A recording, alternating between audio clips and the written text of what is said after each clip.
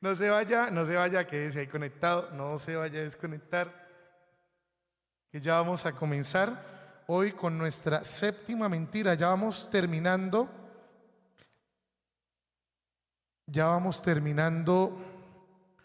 este segundo bloque de reflexiones, de estudio bíblico, porque también lo hacemos alrededor de la palabra. Por eso nos colocamos en presencia del Señor y le pedimos a Él en esta noche, vamos a pedirle al Señor que nos abrace con su amor, que nos abrace con su cruz, que nos regale hoy su bendición, especialmente por todos los momentos y por todos esos instantes en los que a veces nos sentimos sin amor.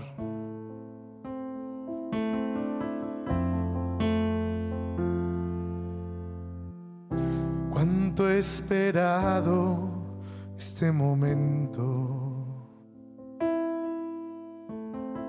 cuánto he esperado que estuvieras así,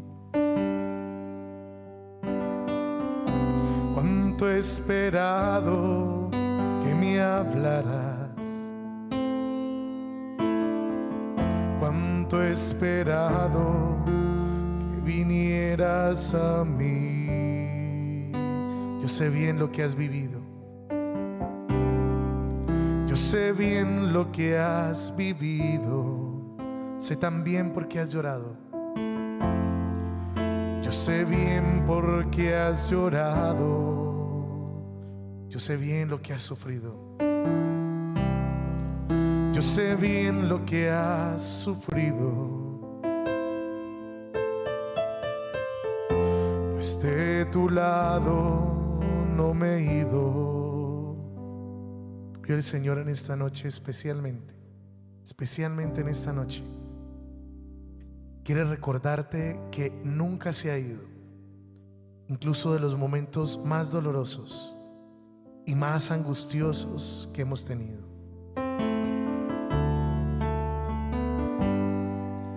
Por eso pidámosle al Señor en esta noche que nos abrace y que nos regale en su misericordia eso que tanto nos falta, un poco de fe, para verlo en la mitad de la noche, para verlo en los momentos más duros, más aciagos.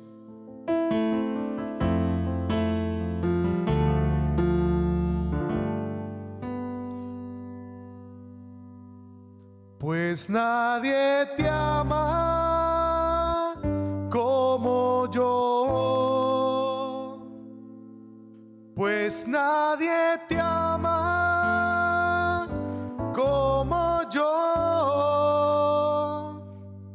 Mira la cruz, esa es su más grande prueba, su más grande prueba es. Por eso pidámosle al Señor que a pesar de esos momentos en que más duro sintamos la vida,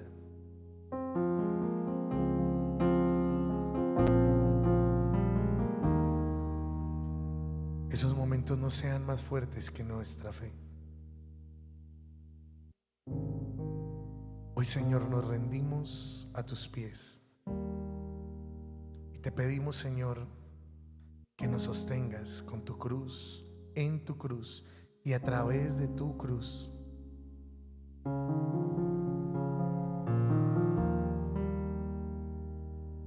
Pues nadie te ama como yo, pues nadie te ama como yo. Mira la cruz, mira la cruz, esa es mi más grande prueba. Nadie te ama como yo,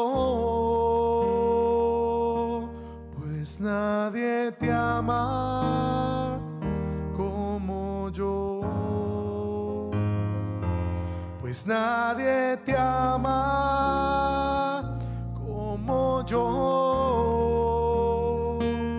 Mira la cruz, fue por ti, fue porque te amo. Nadie te ama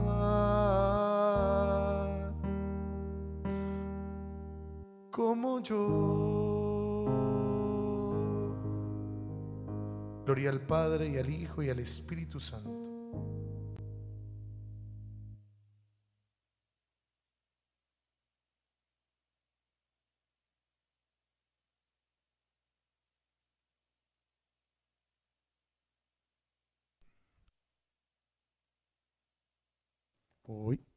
Hoy empezamos hablando de esta séptima mentira que nos va disponiendo ya para terminar, como lo decía ahorita, nuestro siguiente ciclo. Y si no trajo casco, póngaselo. Hoy va a ser un día de muchas pedradas. ¿Por qué? Porque desafortunadamente en muchas ocasiones esta mentira que vamos a empezar a analizar hoy, pues nos ha jugado una, ¿cómo poder decirlo? Nos ha jugado una mala pasada, especialmente porque nos ha hecho pensar de un modo muy light, así como hay gaseosa cero, hay gaseosa light, hay yogur light, hay todo bajo en grasas, trans y todas las grasas habidas y por haber. Pues también espiritualmente podemos estar viviendo un cristianismo light, es decir, un cristianismo con bajas calorías espirituales, si lo queremos colocar en esos términos. Entonces, nuestra séptima mentira se llama: la cruz no tiene nada que ver con la ira de Dios. Generalmente, cuando nos hablan de la cruz, generalmente solemos tener sentimientos encontrados. Es decir, en ocasiones nos genera mucha esperanza, pero en ocasiones nos genera mucha aversión.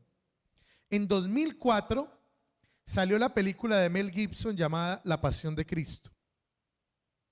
Esa película en el 2004 renovó de alguna manera y expuso de otra todo lo que verdaderamente había sufrido Jesús a lo largo de toda su pasión. Recuerdo que en ese tiempo, en el 2004, estaba apenas como en segundo año de filosofía, segundo año en el seminario, y recuerdo que a mí realmente pocas cosas me hacen llorar, sobre todo en las películas, pero recuerdo que yo lloré en muchas partes de esta película. Porque como muchas personas que en su momento la vieron, no lograban expresar con palabras el dolor que generaba ver sufrir a Jesús de esta manera. Incluso nacieron polémicas, ¿no? De si verdaderamente Mel Gibson, cuál era el objetivo de querer exponer la pasión de Cristo de esta manera tan desencarnada, tan brutal, tan sangrienta de alguna forma. Y en la medida de todo esto, de alguna manera me acordaba hoy que veía esta semana que preparaba este tema, me recordaba de que en ocasiones las aversiones que nos generan estas imágenes es porque de alguna manera nos hemos hecho una imagen diferente a veces de Jesús, que de alguna manera se acomoda a lo que a nosotros nos conviene. Si hay algo que suele pasar en el cristianismo moderno, es que muchos acomodamos a Dios a nuestra medida. Entonces, por ejemplo, lo decíamos ahora en la misa, con unos tenemos un rasero, pero con nosotros tenemos otro tipo de rasero. Medimos con una vara a los demás, pero tenemos otra vara para nosotros. Asimismo pasa con este tipo de cristianismo. Uno lo acomoda a como le convenga. Entonces, ver a Jesús con esta realidad tan desencarnada que muestra, por ejemplo, la película de la Pasión, y algunos en el Vaticano incluso decían que había sido así y un poquito peor. Otros decían, no puede ser posible que una persona hubiera podido aguantar todo lo que aguantó Jesús en medio de toda su pasión. Entonces nos hemos acomodado a una versión tan particular de lo que pensamos de Jesús, de lo que pensamos sobre su muerte, de lo que pensamos sobre su crucifixión, que a veces nos alejamos un poquito del sentido profundo del sacrificio de Cristo. Y eso es lo que vamos a analizar hoy. Cuando nosotros vemos esta mentira espiritual, que es que la ira de Dios no tiene nada que ver con la cruz, es porque de alguna manera estamos tratando de organizar incluso nuestro propio pecado y la visión de él a nuestra manera. Por eso es que nos hacemos otras imágenes de Jesús. Por ejemplo, nos gusta más la del Jesús de la misericordia, muy lindo. Muchas personas en su casa incluso tienen una imagen de Jesús de la divina misericordia. O, por ejemplo, muchas casas, incluso en la de mi familia, recuerdo que en un tiempo había la del Sagrado Corazón. Es una imagen muy linda de Jesús. O, por ejemplo, solemos hacernos imágenes como la de Jesús enseñando en el Sermón del Monte, o otra más hermosa todavía, que es la de Jesús el Buen Pastor. Estas imágenes nos cuadran más con muchas de las cosas como vemos a Jesús, pero cuando a uno le dicen que lo veamos así, ya no nos cuadra tanto. Nos gustan más estas, y nos gustan más estas porque de alguna manera muchos de nosotros queremos evitar un elemento fundamental, y es el elemento de la ira de Dios. Cuando a uno le hablan de la ira de Dios, uno esa vaina no le suena mucho, no le suele sonar mucho a uno. Porque hablar de la ira de Dios es imaginarse a Dios como bravo mandándonos un rayo para partirnos en pedazos. Y uno no se puede imaginar a Dios de esa manera. Muchas personas suelen imaginarse a Dios de muchas otras formas.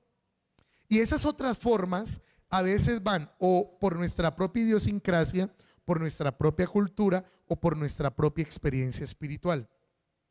Por eso es que cuando nos hablan del sacrificio de Cristo, solemos no darle ni la redundancia ni la importancia que debe de tener.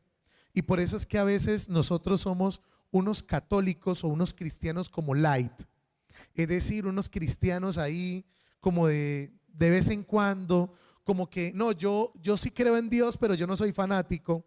Yo sí creo en Dios, pero yo no soy mucho de tal cosa, o yo no soy mucho de tal otra. Porque cuando a uno le hablan de Jesús misericordioso, o de Jesús el buen pastor, o de Jesús el del Sagrado Corazón, o el de Jesús que enseña en el monte, pues a uno le gusta más. Este tipo de Jesús le parece uno más bacán, más chévere, más acomodado a lo que uno quisiera que fuera Dios. Pero cuando te hablan de la ira de Dios, ahí tienes una manera de verlo muy diferente. Hoy es importante que reconozcamos una cosa, y es, vamos a hablar del sacrificio de Cristo en la cruz. Vamos a hablar de la expiación de los pecados que logramos y del perdón que alcanzamos en ese sacrificio que Dios hace. ¿Y para qué lo vamos a hacer? Para que no sigamos viviendo a veces un cristianismo tan superficial como el que en ocasiones vivimos. Entonces, las facetas de la obra expiatoria de Cristo son tres. Especialmente vamos a enfocarnos en estas tres. Es decir, cuando Jesús muere en la cruz, hay tres cosas importantes que suceden. Y tiene que suceder de esa manera. Cuando tú ves la pasión de Cristo y ves cómo Jesús carga sobre sus hombros el dolor, el sufrimiento y la muerte del mundo, no de uno, no de algunos, sino de todos. No los del pasado, no los de esa época, sino los de toda la historia. Cuando tú ves a Jesús cargando eso, eso te tiene que llevar a vivir tu vida de fe de otra manera. No es posible que uno vea sufrir a Jesús cargando la cruz como lo hace y nosotros seguir viviendo de la misma manera.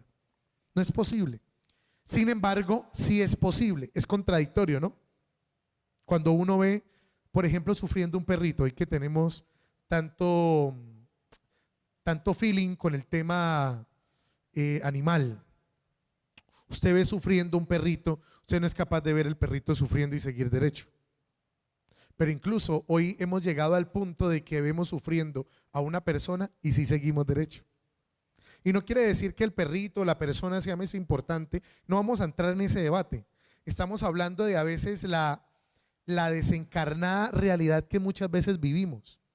Y es que el sufrimiento de los demás ni nos toca, ni nos duele, ni mucho menos nos afecta. Por eso es que cuando nos plantean esto que vamos a ver, de la ira de Dios y del sacrificio en la cruz, pues solemos pasar la página. Nos gusta mucho el Jesús resucitado, pero no nos gusta mucho el Jesús de la pasión. Entonces, las facetas del sacrificio de Cristo son tres. La primera, el Cristo victorioso. Cuando Jesús muere en la cruz, cuando Jesús vive la pasión, asume el sacrificio y muere en la cruz, se levanta un Cristo victorioso. ¿Qué quiere decir eso? Que Cristo tenía el fin de destruir los poderes del diablo, del pecado y de la muerte. Cuando Jesús muere en la cruz, triunfa sobre el pecado, sobre el sufrimiento, sobre el dolor y sobre la muerte. Cuando Jesús muere en la cruz, lo que nos está diciendo es que Él es victorioso sobre las realidades más sobrenaturales y más profundas del ser humano. ¿Cuál es la realidad más profunda del ser humano, aparte de la vida espiritual y del cielo? Pues la muerte. Es un misterio. Entonces, cuando Jesús muere, lo que nos está diciendo es que Él es dueño de la vida y de la muerte. Él es dueño y triunfa sobre el pecado y somete el poder del mal, del diablo, en el mundo. Segundo, cuando Jesús muere en la cruz, hay un sentido de rescate. Y cuando hablamos de rescate, ¿a qué nos referimos? A que Cristo paga la deuda para rescatarnos de la esclavitud. Cuando hablamos del rescate, estamos hablando de que Dios ya nos perdonó y que eso nos implica a nosotros, como lo decíamos en otra ocasión, sentarnos a disfrutar de eso de lo que Dios ya nos dio.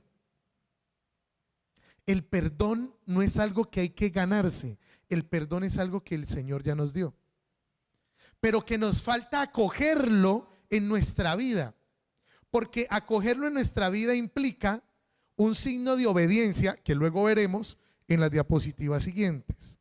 Entonces, primero, Cristo vence el poder del enemigo, el poder del pecado y el poder de la muerte. Segundo, nos rescata del poder del mal.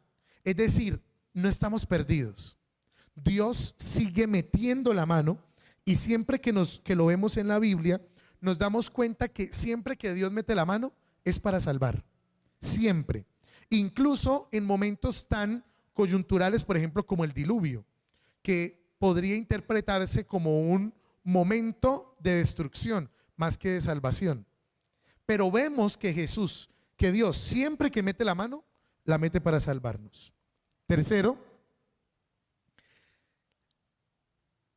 la obra redentora y expiatoria de Cristo en la cruz nos muestra un modelo moral. ¿Qué quiere decir eso? Que la obra de Cristo nos sirve para mostrarnos el camino del sacrificio y de la vida. Es decir, que nos muestra que verdaderamente Dios no se ha guardado nada. Dios nos lo ha dado todo.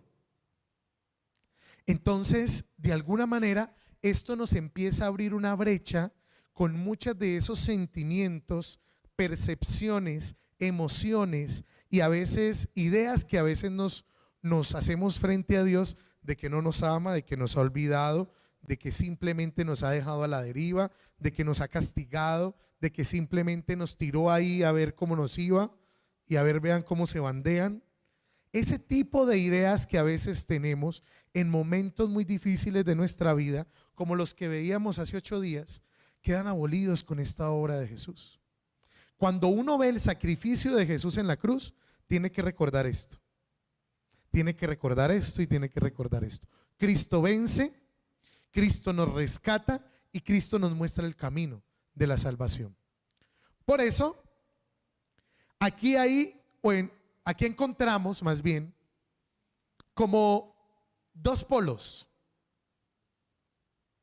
Y es que como solemos quedarnos con este polo, que es la vista de un Dios misericordioso, incluso como dice la palabra, lento a la cólera y rico en misericordia, a veces este lado de acá, que es el tema que tiene que ver con la ira de Dios, lo dejamos a un lado. Porque no entendemos cómo un Dios puede castigar a todo el que se equivoque simplemente porque no le agrada. Eso es una concepción muy humana. Entonces no le agradas, entonces te castiga. Pareciera que es como un Dios que mantiene bravo, ¿no? En cualquier momento le sacas la piedra y te parte en dos pedazos. Este tipo o esta percepción que tenemos de Dios no es lo que tiene que ver con la ira, porque si Dios quisiera vengarse del ser humano, la venganza sería contradictoria a su naturaleza, que es la del amor y que es la de la creación. Entonces Dios no puede ser una cosa y otra cosa a la vez. Dios es uno y ya. Entonces cuando hablamos de la ira, no es que Dios quiera destruirnos, es que de alguna manera nuestro pecado tiene unas consecuencias propias que desatan la ira de Dios, no en cuanto a venganza, sino en cuanto a las consecuencias del castigo que tiene nuestro propio pecado. Pero claro, nos encanta hablar del Jesús de la misericordia. Ojo, no estoy atacando al Jesús de la misericordia, no se equivoque. Lo que estoy diciendo es que esta imagen nos gusta más porque se acomoda a lo que nos conviene. Pero cuando nos hablan, es como lo que hablábamos en la misa ahora. Nos encantan los derechos, pero no nos gustan los deberes.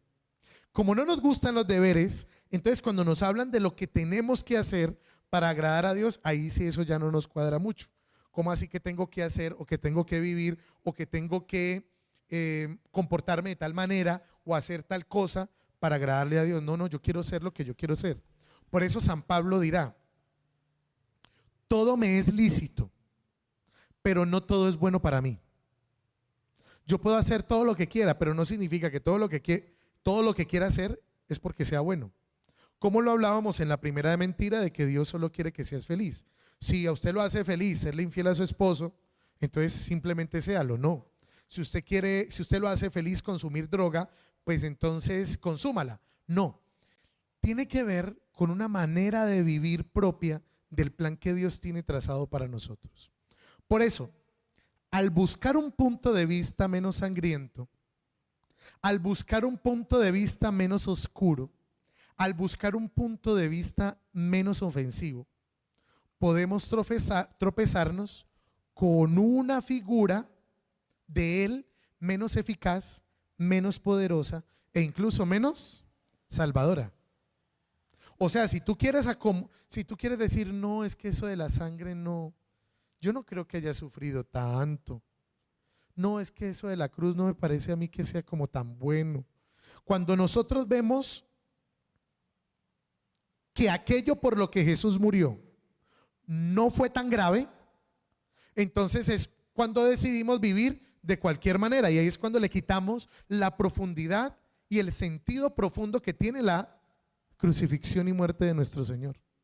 Cuando uno le quita poder al pecado o le quita el sentido verdadero al pecado, cuando cree que es que eso no es tan grave, es como si uno estuviera diciéndole a Jesús clavado en la cruz: ay, pero no era para tanto, no hubieras muerto en la cruz, tampoco pues. Eso es lo que muchas veces hacemos. Como nos gusta el lado chévere de Dios, pero no nos gustan los derechos, no nos gustan los deberes, perdón, entonces solemos vivir un Dios como así, medio light, como sin mucho compromiso. Y por eso es que solemos quitarle poder a la obra redentora de Cristo. Si vivimos de esta manera, tenemos que entender una cosa: no podemos dejar de lado, primero, la ofensa que es nuestro pecado para Dios. Nuestro pecado es una ofensa profunda para Dios. Por tanto, por la misma profundidad, por la misma gravedad de nuestras faltas es que Jesús murió como murió. Por eso es que su sacrificio tenía que ser un sacrificio ¿de qué? De sangre. Cuando uno entiende eso, hermanos, cuando uno verdaderamente dimensiona el sufrimiento de Cristo en la cruz, qué bueno que ya estamos tocando este tema acercándose a la Semana Santa, tendríamos que decir que cuando uno ve cómo Jesús sufre en la cruz por tu pecado y por los míos, pues uno tendría que pensarla la próxima vez que vaya a embarrarla. Porque es que Jesús, había un santo que le preguntaba un día estaba frente a un Cristo crucificado y le preguntaba a Jesús: ¿por qué no bajas de ahí? Si ya moriste, resucitaste, ¿por qué no bajas de ahí? Y en medio de una revelación sintió que Dios le dijo: si no bajo de esta cruz es por amor a ti. Porque es que la cruz es el mayor acto de amor, pero también el mayor acto de dolor. Dios no entregó a cualquiera, Dios entregó a su Hijo por ti y por mí. Y eso tendría que cambiarnos la vida. Cuando nosotros le quitamos el verdadero sentido a la muerte de Cristo, ahí es cuando pensamos que nuestras ofensas, que nuestro pecado no es para tanto, no, pues tampoco pues. No, yo no soy tan malo. A mí sí que me suele preocupar cuando la gente suele venir a confesarse y dice: Padre, pues pecado, pecado, pecado, pecado, pecado. No mucho, no. Lo normal. Cuando a mí me dicen lo normal, a mí se me suele despertar una alerta. Yo, esta persona, no sé qué, yo no sé, pues debe sudar agua bendita. Porque es que incluso hasta los más santos tienen sus pecadillos, y no son sus pecadillos, sino sus pecadotes. Entonces no puede ser posible que alguien se acerque a la confesión siempre, o suele acercarse a decir: no, pecado así grave no tengo mucho. ¿Yo qué mal le puedo hacer a los demás? Y uno le pregunta a los demás y le dicen otra cosa. Eso suele pasar. Y suele pasar especialmente en la gente o que no tiene conciencia de pecado o que ya es muy mayor. La gente mayor a veces suele pensar especialmente que como ya está en una etapa de vida diferente a la de todo el mundo y no tiene la misma vida activa que antes tenía, pues como que ya no le hace mal a nadie. Y uno se coloca a revisar y sí hay cosas que hay que revisar profundamente. Entonces, no podemos dejar de lado el pecado y la ofensa que representa nuestro pecado para Dios. Segundo, la cruz no tiene que ver solamente con la ira, ojo, porque uno dirá: pero pues la cruz también es salvadora, Padre. Claro, hablamos de rescate ahorita, ¿no? Entonces la cruz tiene que ver con salvación, con amor, pero también tiene que ver ¿con qué? Con ira. Porque el pecado del mundo durante toda su historia, cuando Jesús muere, no era poquito, no era pequeño, era inmenso, era inconmensurable, y solamente un sacrificio como este podría pagar ese precio. Tercero, la ira de Dios es efectiva. Ojo, ¿en dónde es efectiva la ira de Dios? O si usted no cree en la ira de Dios, Dios también tiene ira, pero no la ira que usted y yo tenemos en la cabeza, ¿no? Que es usted ver a Dios así como berraco. No, la ira de Dios es el castigo que se tiene por los pecados cometidos. Padre, pero ¿cómo así? ¿Y Dios ya no nos perdonó? No, una cosa es que Dios nos haya perdonado, pero cuando nosotros no acogemos su perdón y seguimos viviendo en nuestro pecado, ojo, pues ese pecado tiene unas consecuencias. Entonces aquí es donde viene esto. La ira de Dios es efectiva, ojo, ¿en dónde? En las consecuencias de nuestras transgresiones. Uno no puede ir por la vida así como pensando que todo lo malo que hace o que le hace a otros pues va a pasar así sin más. No, uno tarde que temprano, hermanos, tarde que temprano sus ofensas y su pecado lo alcanza. Usted puede ir por la vida a toda velocidad, haciendo el mal por donde pasa, pero algún día su pecado lo alcanza y le hace pagar ¿qué cosa? Las consecuencias de lo que usted ha hecho mal. Entonces la ira de Dios, ¿dónde se ve reflejada? En las consecuencias de nuestro pecado, en lo que hemos hecho mal y nos toca pagar por eso. Por eso decimos, Dios ya pagó por nuestros pecados. Pero cuando no acogemos esa salvación y seguimos tercos pecando, pues ese pecado en el que seguimos empeñados tiene unas consecuencias. Y las consecuencias del pecado nunca son superficiales, son profundas. Para que me entiendan. Si usted tiene un pecado profundo con el dinero y robe todo lo que quiera y que la gente no se dé cuenta. El día que se den cuenta y que se le destape el chicharrón, ese día usted lo va a perder todo. Lo mismo en una infidelidad en su matrimonio, por ejemplo. Usted puede hacer todas las embarradas que quiera. Un día su pecado lo alcanza y pierde su familia, pierde su hogar, pierde hasta dinero en muchas ocasiones, pierde sus hijos, pierde su amor, pierde su respeto, lo pierde todo. Hay gente que ha perdido todo por una infidelidad.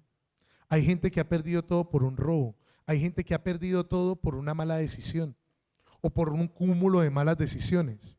Esas son las consecuencias del pecado y ahí se ve reflejada la ira de Dios. Nuestras transgresiones tienen consecuencias y ahí se ve reflejada la ira de Dios, que fue de alguna manera acabada o rota cuando Jesús murió, pero que si nosotros no acogemos esa salvación, pues si tú no recibes lo que Dios te da, pues tú mismo te estás condenando. No es que Dios te condene, si tú te estás condenando solo. Por eso dice 1 Corintios 1:18, la predicación de la cruz es una necedad para los que se pierden. Eso de sufrir por otros, eso de buscar el perdón, eso de darnos cuenta lo que significa embarrarla y apartarnos de Dios y pecar, eso para los necios no tiene cabida. Más para los que se salvan es fuerza de Dios. Cuando usted vea una cruz, recuerde que esa cruz tiene el sentido profundo de amor por usted. Y ese amor que Dios tiene por usted, lo tiene para que usted lo acoja y deje de vivir de la manera como vive. Por eso debemos tener cuidado con tres cosas fundamentales. Primero, con no atribuirle a Dios nuestros sentimientos humanos. ¿A qué me refiero con esto? Esto es muy delicado. Uno a veces le coloca a Dios sentimientos, ¿no? Entonces uno dice, ay, el Señor está como bravito conmigo. Bravito, ¿no? O sea, no está enojado, no. Dios no tiene ira por tu pecado. No, Dios está bravito. Hágame el bendito favor. Entonces, como Dios está bravito, bravito para usted significa que, no pasa nada, fresca. No, pues uno entiende que todos tenemos nuestros deslices, sí, claro. Esos sentimientos, esa es la manera como nosotros vemos a Dios, ¿son sentimientos de Dios o nuestros? Son nuestros. Pero claro, como nos conviene que Dios no esté enojado ni con ira, sino que Dios esté bravito. Y bravito es como chévere, como que está medio enojado, pero no está enojado. O sea, me la pasa, que no pasa nada. Entonces preferimos decir que Dios está bravito.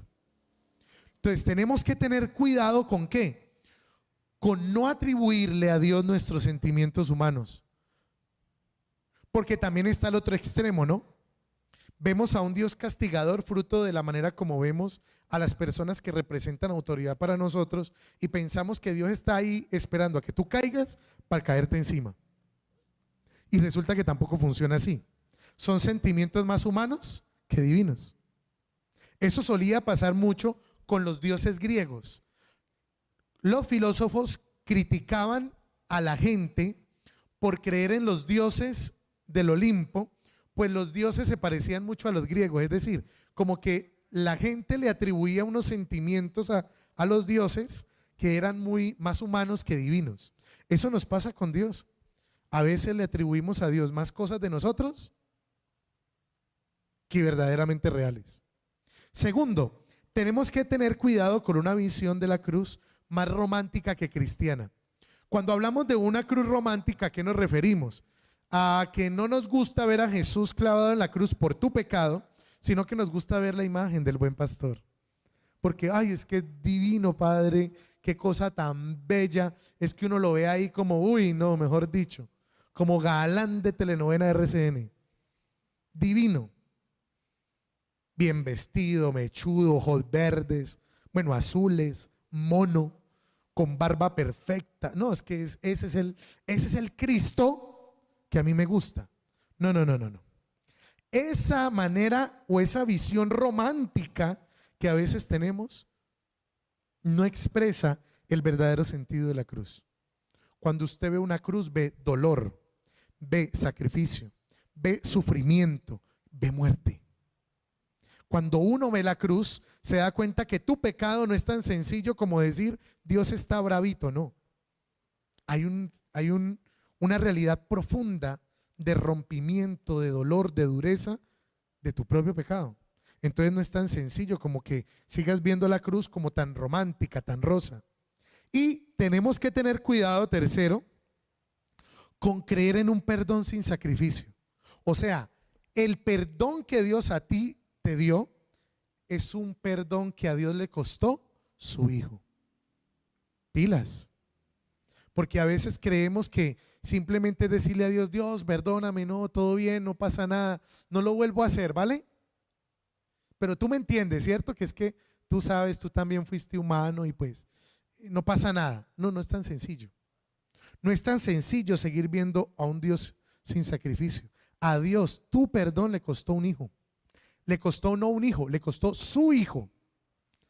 Y le costó su hijo no que se murió de un infarto, no que le dio una embolia, no que un día se acostó y ahí quedó infartado, infarto al miocardio y ya. No, le costó dolor, le costó sacrificio, le costó sufrimiento.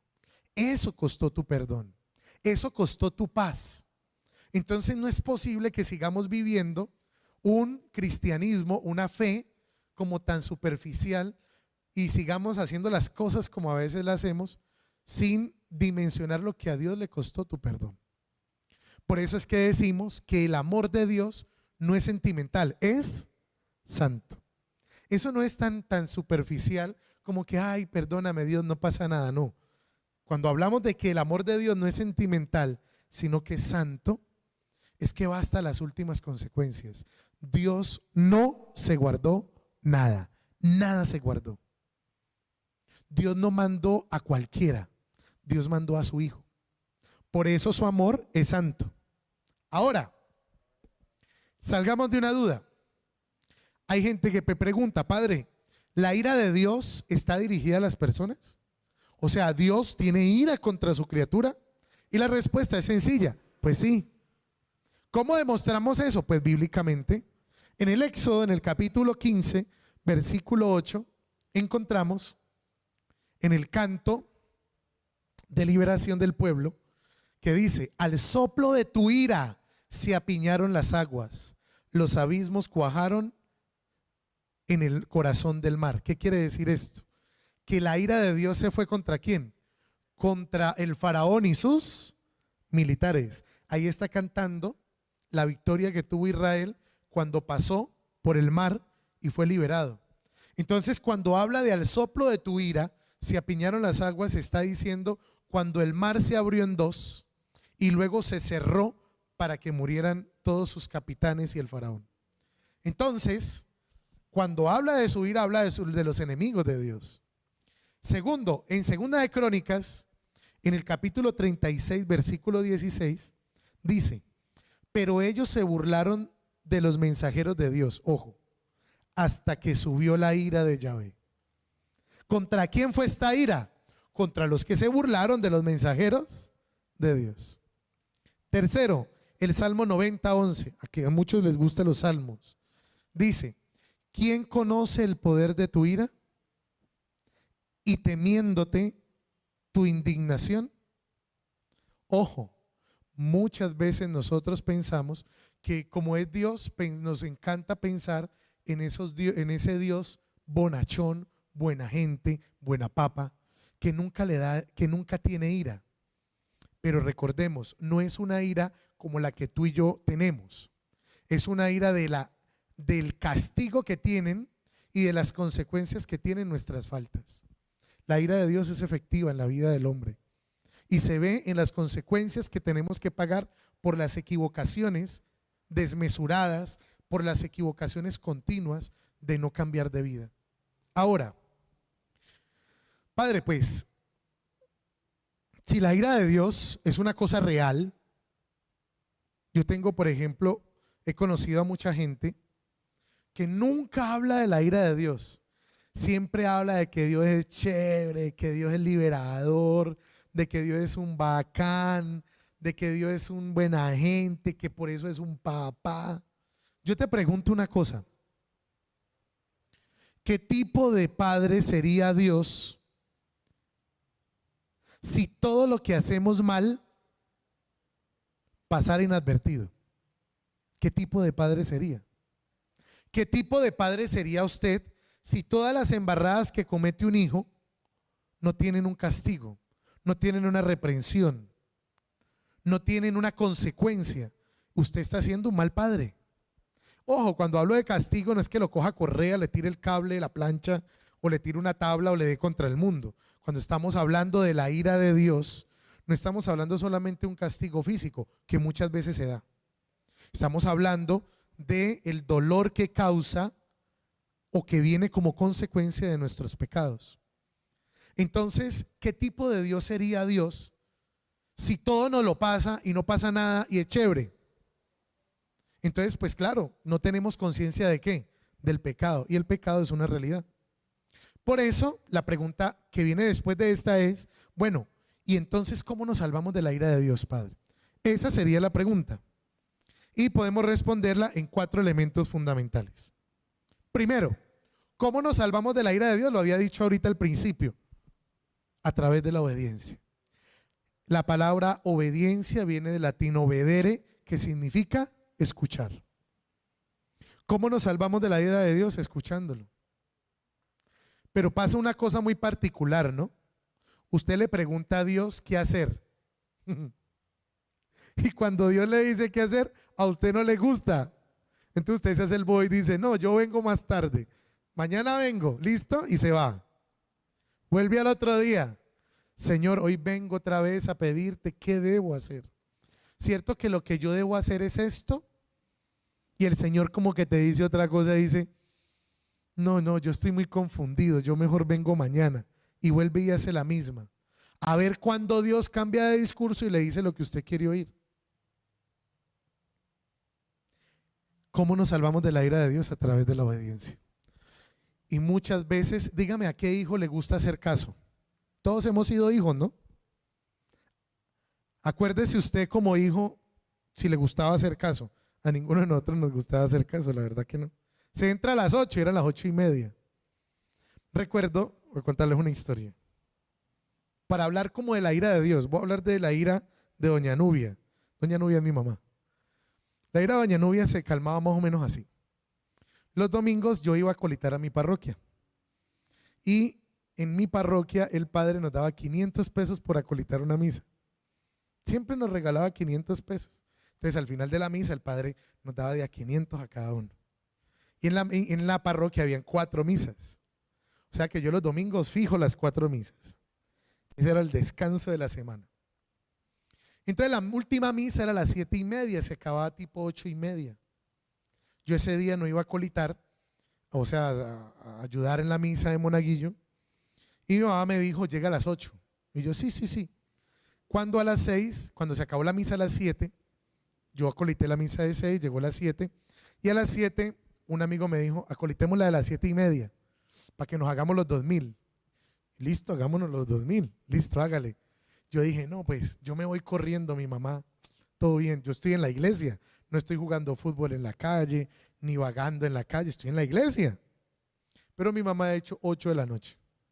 Por lo tanto, la misa acabó tipo 8:15, 8:20 y salgo yo disparado para la casa corriendo. Y llegué a las 8:35, es decir, 35 minutos tarde. Mi mamá ese día me miró y me dijo, ¿dónde estaba? Acolitando, ¿cierto? Y yo, sí, me hice 2000. Pues para ver si así ella se daba cuenta que era que que estaba haciendo algo bueno. Y me dijo, muy bien, dentro de 8 días se entra a las 7:30. O sea que, hermano, menos calle. La ira de mi mamá era así. La consecuencia era que si yo me demoraba media hora, me quitaba media hora de calle. Si me demoraba 1 hora, me quitaba 1:30 de calle. Esa era la ira de mi mamá. Pues lo mismo pasa con esto. ¿Por qué no? ¿Por qué pasaba? Porque de alguna manera tenía que recibir un castigo. ¿Por qué? Por mi transgresión, por el límite que había pasado. Y eso lo hace todo buen padre, toda buena madre. Por eso es que, ¿cómo nos salvamos de la ira de Dios? A través de la obediencia. ¿Cómo nos salvamos de la ira de Dios? Viviendo en santo temor. Ojo, ojo con esta palabra. Hay mucha gente no creyente que cuando le hablan del temor de Dios dice, ¿sí ve? ¿Para qué uno creer en un Dios que a cada rato le está dando duro a uno? El santo temor o la palabra temor en sí no es un temor de miedo, es un temor de amor. Me explico. Es como cuando tú no le quieres fallar a alguien porque lo amas mucho, entonces tienes temor, santo temor, de defraudar a la persona que más amas. ¿Cómo uno se salva de la ira de Dios? Viendo la cruz y diciendo, yo no puedo ser inferior al amor que Dios me ha manifestado. Eso era lo que yo decía mientras lloraba viendo la pasión de Cristo la primera vez que la vi. Yo decía, ¿yo cómo puedo ser como soy? Sabiendo lo que Jesús tuvo que pagar por mí, lo que Jesús tuvo que pasar por mí. La ira de Dios tiene que ver todo con la cruz, porque la cruz es la muestra de que nuestro pecado es grave, que lo que usted está haciendo mal es grave, de que no podemos seguir tan conchudos mirando la cruz y creyendo que no pasa nada porque Dios es chévere. Sí hay consecuencias, y nuestro pecado tiene consecuencias profundas, dolorosas, y a veces que usted tiene que cargar toda la vida. Tercero, ¿cómo nos salvamos de la ira de Dios? Aceptando la salvación que Dios nos da. Mi mamá solía decir, cuando servía y yo no quería comer, mi mamá decía, yo le doy comida, pero no ganas de comer. Eso es frase de toda mamá, ya se la saben. Si usted es mamá, usted sabe que usted la ha dicho. Y si no la ha dicho, pues revísese. Pero es como cuando tu mamá te dice, yo le doy comida, mas no ganas de comer. Lo mismo está aquí. Ya la salvación está dada. Ya Jesús nos perdonó. Si usted acepta ese perdón, entonces aceptará vivir de otra manera, en obediencia. Pero si usted no quiere vivir ese perdón y quiere seguir viviendo en su desorden, pues tendrá que aceptar ¿qué cosa? La ira de Dios concretizada ¿en qué? En las consecuencias que tienes que pagar por las cosas que haces mal. Cuarto, ¿cómo nos salvamos de la ira de Dios? Viviendo la expiación de nuestros pecados como una norma moral. Es decir, el sacrificio de Jesús nos tiene que cambiar la manera de actuar. Si uno ve a Jesús sufriendo como sufrió en la cruz, ¿cómo uno puede seguir mirándolo igual? Concluimos. Primero, hay una cosa clarísima a través de esta catequesis. La cruz, la ira de Dios sí tiene que ver todo con la cruz. Porque en la cruz Dios consumó el pago por todos nosotros. Entonces, por eso Cristo pagó nuestros pecados, pero debemos aceptar ¿qué cosa? Esa salvación. Segundo, la ira de Dios es real. Eso no es una vaina loca. Eso no es de gente fanática, es real. Usted ha tenido que pagar algo por algo malo que ha hecho. Eso es la ira de Dios. Es real. Las consecuencias de lo que has hecho mal, esa es la ira de Dios. La ira de Dios es real y las consecuencias, y es la consecuencia de tu propio pecado. Tercero, al diablo le encanta una cruz sin sangre. Porque una cruz sin sangre es la imagen del Dios bacano, del Dios chévere, de fresco, no pasa nada. Sígala embarrando, que Dios lo ama mucho. Esa idea le encanta al diablo porque lo que nos hace pensar es que nuestro pecado no es tan grave. Y sí es grave. Por eso al diablo le encanta la idea de una cruz y sangre. porque pareciera que nuestro pecado no tuvo consecuencias. Quinto, no olvide una cosa fundamental. Fue por ti que Cristo murió. Por ti. Por lo que tú y yo hoy tal vez estamos haciendo mal. Por las cosas que no queremos cambiar. Por lo lejos que estamos de Dios. Fue por ti y por mí. Y por último, si nos alejamos de lo que implica la salvación, nos alejamos también de ella. Si nos alejamos de ese cambio en la vida que tenemos que hacer como fruto de ese amor que Dios nos ha manifestado en la cruz, si nos alejamos de eso, lo que le estamos diciendo a Dios es: no necesito que me salves, porque no quiero tu salvación. Y eso también es una opción. No estamos obligados a coger la salvación. Usted puede decirle en su libre albedrío a Dios que no.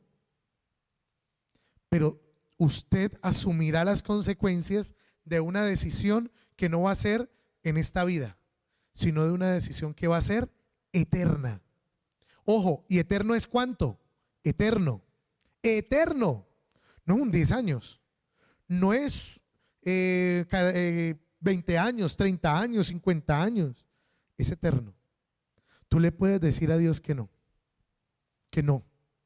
que esto no es para ti. Sigue viviendo como vives, pero todos los días tendrás que cargar con tu sufrimiento, con tu dolor, con tu cruz, pero sobre todo con tu muerte. Y el problema no es morir en esta vida. El problema es morir después de la muerte. Vamos a orar. Dentro de 8 días vamos a terminar con nuestra octava mentira y luego vamos a hacer un recorderis. Vamos a hacer un análisis de la mentira en general. Bien, dentro de 8 días tenemos la octava mentira y la octava mentira no es menos importante que la de hoy. La próxima se llama: ayuda a los que se ayudan a sí mismos. Esa frasecita que muchos dicen que está en la Biblia, pero no está. Eso de que ayúdate, que Dios te ayudará, más o menos por ahí.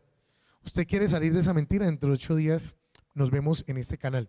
Ya saben que en la lista de reproducción están todas las charlas que hemos visto alrededor de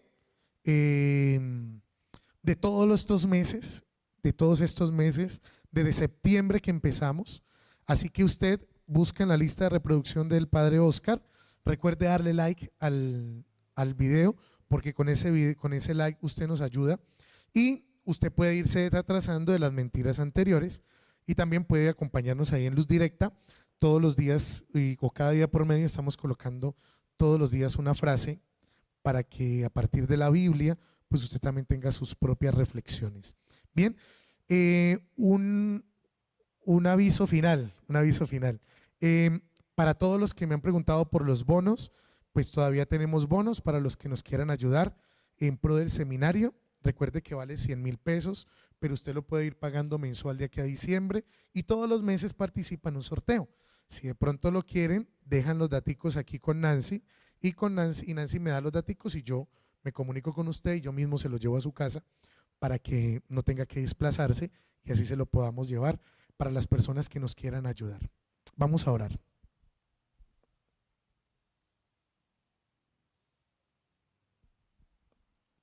Hoy, Padre Santo, hoy, Padre de la Gloria, nos queremos rendir delante de tu presencia y de tu cruz. Queremos decirte, Señor, gracias. Gracias porque tu bondad ha sido más grande que nuestro pecado. Que nuestras faltas, Señor, tú las has vuelto de rojas escarlatas a más blancas que la nieve. Por eso, Señor, te damos gracias. Pero también te pedimos, Padre amado, que podamos, Señor, acoger tu bondad y tu misericordia en todos los aspectos de nuestra vida. No dejes que sigamos viviendo de manera superficial nuestro propio pecado. Ayúdanos, amado Jesús, a vivir siempre tomados de tu mano.